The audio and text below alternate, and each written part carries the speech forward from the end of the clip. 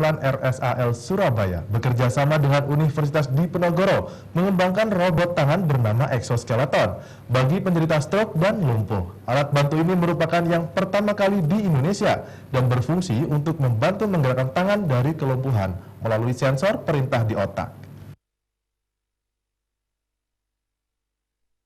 Setelah berhasil mengembangkan robot tangan bionik, kali ini Rumah Sakit Dr. Ramlan Surabaya bekerja sama dengan Universitas Diponegoro mengembangkan robot tangan exoskeleton. Tangan robot membantu bagi penderita stroke dan lumpuh tangan. Pengembangan robot tangan ini diakui baru pertama kali di Indonesia. Rencananya, robot tangan yang diberi nama exoskeleton ini bergerak sesuai dengan perintah otak si pemakai. Selain dikhususkan untuk internal anggota TNI Angkatan Laut yang mengalami cacat permanen akibat cedera selama latihan, pengembangan robot tangan ini sekaligus akan diproduksi massal guna meringankan para penderita lumpuh tangan akibat stroke ataupun kecelakaan. Mengingat di kota Surabaya sendiri, dalam satu terakhir angka kecelakaan yang mengakibatkan korban lumpuh mencapai 420 kejadian. Rumah Sakit Angkatan Laut Dr. Ramlan Surabaya pun menargetkan penelitian robot tangan exoskeleton ini pun bisa rampung 1,5 tahun ke depan agar bisa diimplementasikan ke masyarakat yang membutuhkan.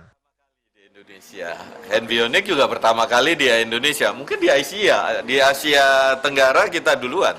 Targetnya kapan ini bisa diimplementasikan? 1,5 tahun sudah bisa kita implementasikan. Dan diterapkan di rumah sakit?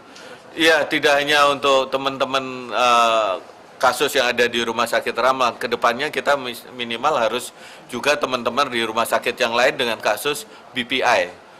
Tapi masih memang terbatas, harapan kita sih bisa semua ya, tapi sementara hanya ekstensi, fleksi, terus eksorotasi, endorotasi. Untuk berlangsungnya penelitian ini, Rumah Sakit Angkatan Laut Dr. Ramlan Surabaya bekerja sama dengan mahasiswa Universitas Diponegoro Semarang untuk mengembangkan proyek pertama kali di Indonesia ini. Robot tangan exoskeleton ini membantu menggerakkan tangan penderita lumpuh tangan mulai dari siku hingga telapak tangan dengan perintah dari otak si pemakai. Penelitian ini memiliki tantangan dan tingkat kesulitan tinggi, yakni menggerakkan robot tangan sesuai perintah otak. Pertama menggunakan sensor dari otot yang disebut dengan EMG. Jadi dari otot yang masih bisa dikontraksikan, misalnya otot bicep, tricep yang kemudian bisa menstimulan, atau menggunakan gelombang otak. Itu yang disebut dengan EEG, elektroencephalografi.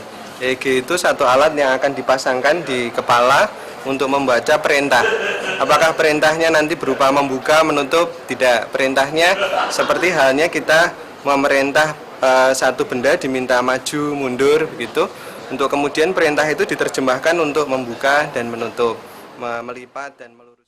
Rencananya, setelah 1,5 tahun penelitian dan proses penyempurnaan, 1 unit robot tangan exoskeleton untuk penderita lumpuh tangan dan stroke ini akan dipasarkan dengan harga kurang dari 50 juta rupiah. Robot tangan exoskeleton ini sendiri baru pertama kali dikembangkan di Indonesia oleh mahasiswa Fakultas Teknik Universitas Diponegoro Semarang. Ferry Saputra, Surabaya TV.